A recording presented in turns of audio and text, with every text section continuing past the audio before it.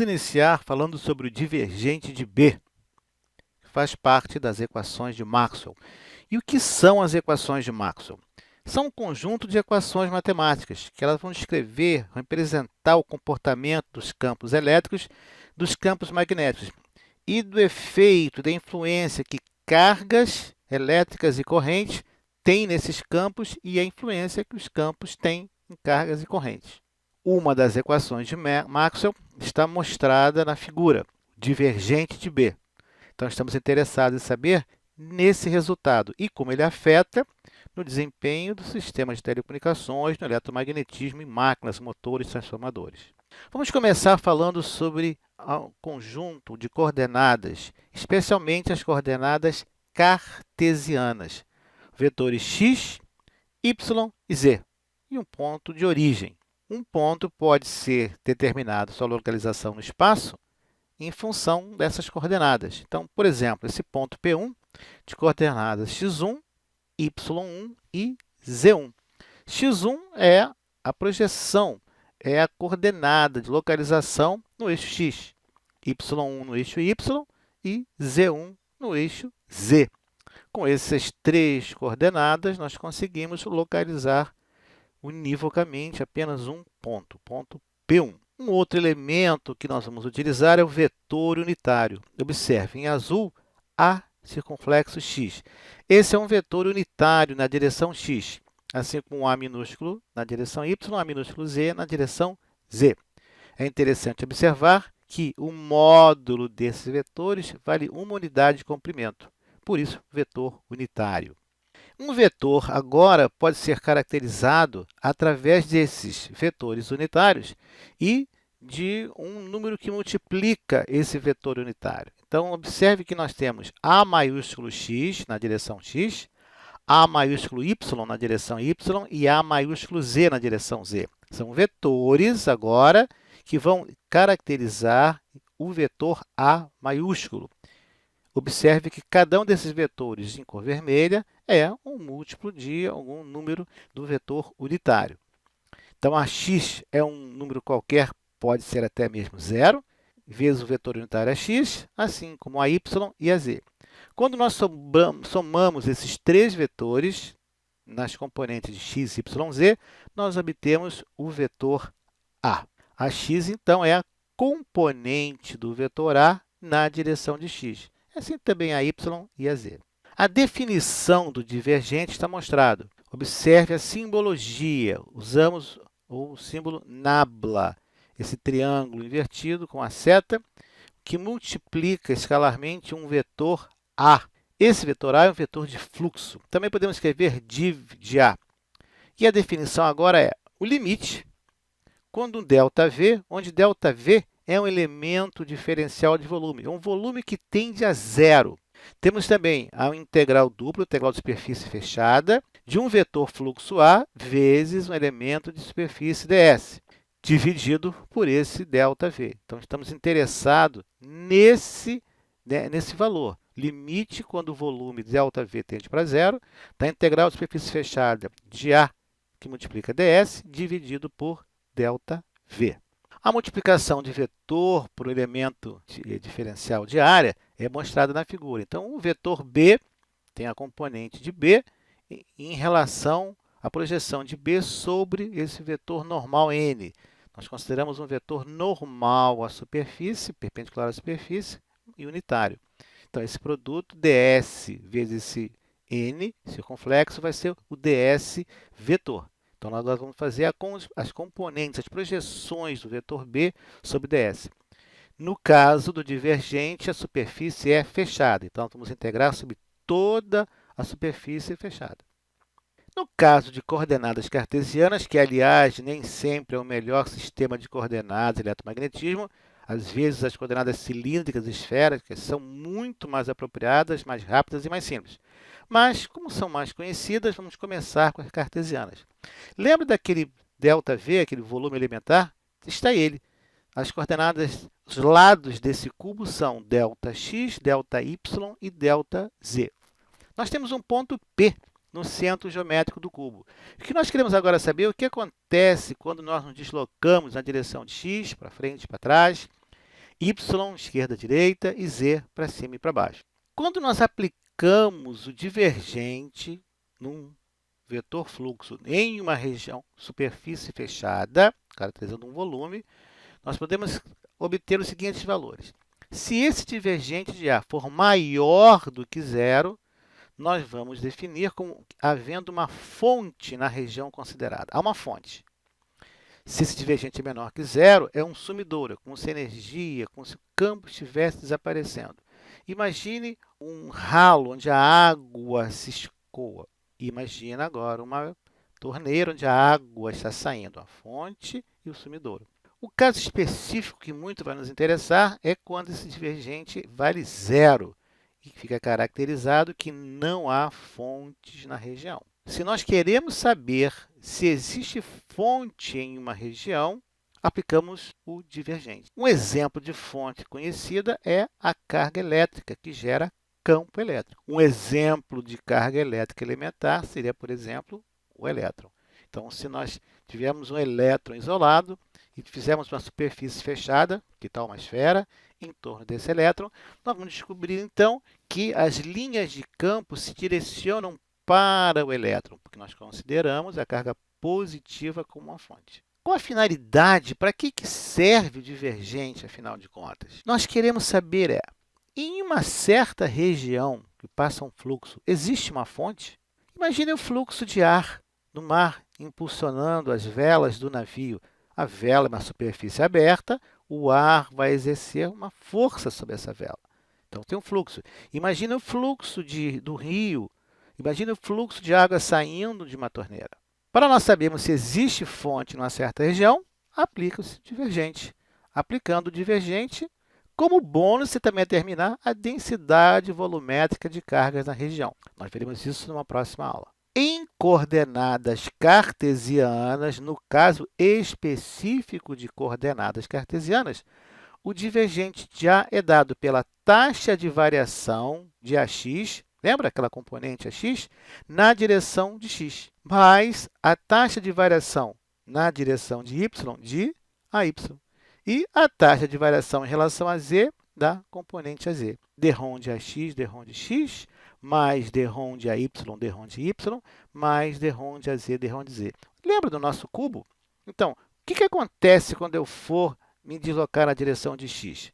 Lembra que no cubo nós temos 6 faces. Como é uma superfície fechada, eu vou ter que calcular essa integral de superfície em 6 faces.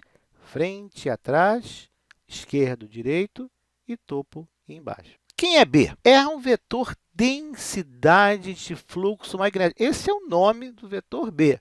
É um fluxo por unidade de área. Unidade é o Tesla. No passado, usava-se a unidade Weber por metro quadrado, que deixava bem claro que era por unidade de área. Além de vetor densidade de fluxo magnético, B também, às vezes, é chamado de indução magnética ou magnetização. Também utiliza o termo intensidade magnética, intensidade de campo magnético, que está completamente equivocado, e indução eletromagnética. Eu, particularmente, recomendo que você utilize os termos densidade de fluxo magnético dentro do eletromagnetismo ou, na área de máquinas motores, o termo indução elétrica magnética. Evite os outros termos. Vamos ver agora o divergente de B na forma pontual. É a forma pontual da lei de Gauss para campos magnéticos. Veja, exatamente, o divergente de B igual a zero. Lembra da nossa observação? Quando o divergente de B é igual a zero, não há fontes naquela região. Interessante isso. O vetor de fluxo de indução magnética, se você fizer o divergente em uma certa região, não há fonte. Todo fluxo que entra, sai. Note esse resultado. Também pode ser escrito na forma integral. E agora nós vamos ter uma integral de superfície fechada. Observe, duas integrais, superfície fechada. Vamos ter um produto escalar, o vetor B e a superfície fechada. Então, no caso do nosso cubo, vamos fazer 6 contas desse resultado daí, porque eu tenho que fazer as 6 faces do cubo. É um processo demorado, mas simples, na maioria dos casos. Consequências do divergente de B igual a zero. O que isso resulta? Primeiro, não existe a carga pontual magnética. Você está acostumado com a carga elétrica, o elétron, o próton, mas não existe uma carga pontual magnética. Significa que não existe ímã com apenas um polo, um monopolo. Significa que todos os ímãs têm pelo menos dois polos. E mais, os polos surgem aos pares. Todas as linhas de campo magnético são fechadas. Então, começa de um ponto e volta ao mesmo ponto. Quando você tinha cargas elétricas, saía de uma carga positiva e ia para uma carga negativa. Agora não. As linhas são fechadas. E todo circuito magnético é um laço fechado. Vejamos uma aplicação. Aí temos um ímã, polo norte e polo sul, e nós vamos cortar o ímã ao meio. Polo norte, polo sul, polo norte, dois ímãs. Vamos cortando, cortando, cortando, até temos um ímã bem fininho. De repente, quando nós cortamos de novo, não temos mais ímã. O material deixa de ser ímã, porque não existe um monopolo magnético. Então, existe um limite. Mas o que resultado é esse? Chega uma hora que deixa de ser ímã. Você também já deve ter visto essa figura no seu livro, onde você tem as linhas de campo magnético. Se você colocar uma bússola, a bússola se alinha ao longo dessas linhas. Ela fica orientada nessas linhas de campo magnético. Observe que é tudo menos paralelo. As linhas, não são paralelas entre si, fica difícil. Essa figura é muito conhecida, você já talvez tenha feito prova, alguma coisa com ela, mas eu tenho uma notícia para te dar. Ela está errada. Não é assim. Lembra da definição que as linhas de campo magnético são fechadas?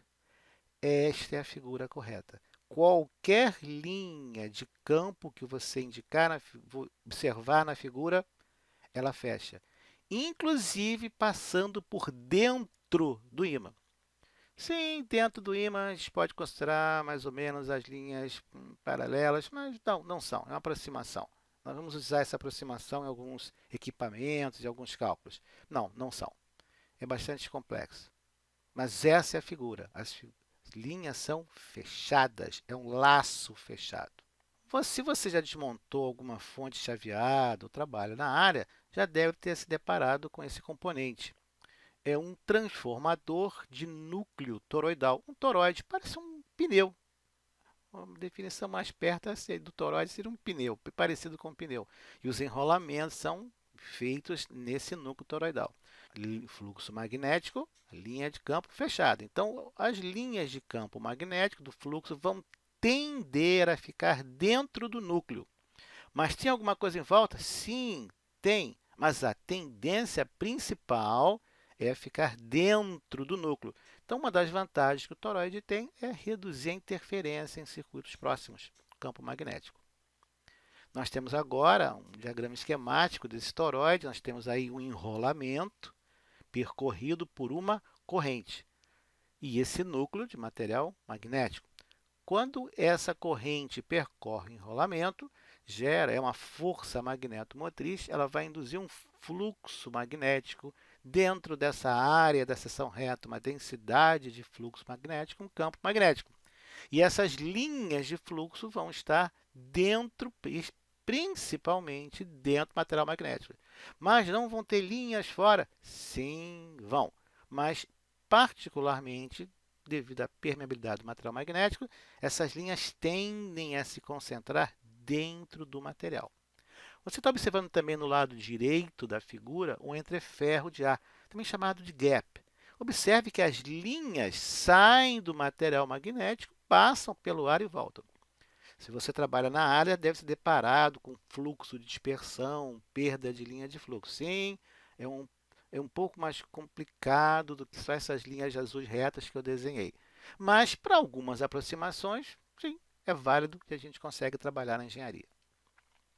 Para você pensar, por que os eletroímãs que atraem material magnético ele utiliza um núcleo de material magnético. Por que você não faz um eletroímã com núcleo de ar? Só enrola o fio, né? Inspira uma bobina e núcleo de ar. Porque é mais eficiente você utilizar o material magnético.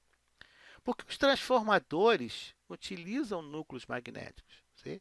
Aquele transformador que você tem os antigos de 60 Hz, não é? Mais comuns, pesados, ou fontes chaveadas, tudo utiliza núcleo magnético. Por quê? Como é que a indução magnética, nosso vetor B, se relaciona com o campo magnético? Com essa relação. Porque em circuitos magnéticos nós podemos fazer uma troca, uma compensação, uma solução de compromisso entre intensidade de corrente por número de espiras.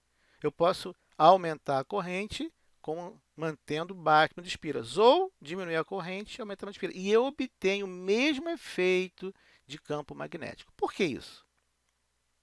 O que é, afinal de contas, o fluxo magnético? O que é relutância? O que é permeância? Lembra que eu falei que o fluxo vai tender a ficar dentro do material magnético? Existe um número, um valor, um parâmetro que caracteriza isso? E, finalmente, o que é a força magnetomotriz? Nós veremos todos esses assuntos nos nossos próximos encontros. Por enquanto, muito obrigado por ter assistido o vídeo. Deixe seus comentários se você gostou, marque que você gostou. Se você não gostou, também deixe a sua crítica. Se você gostou, deixe sua crítica, seus comentários. Faça suas perguntas, tire suas dúvidas. Colabora com a difusão do conhecimento, né? Mostre o vídeo, distribui esse vídeo para os seus colegas que trabalham na área. Até a próxima. Até lá.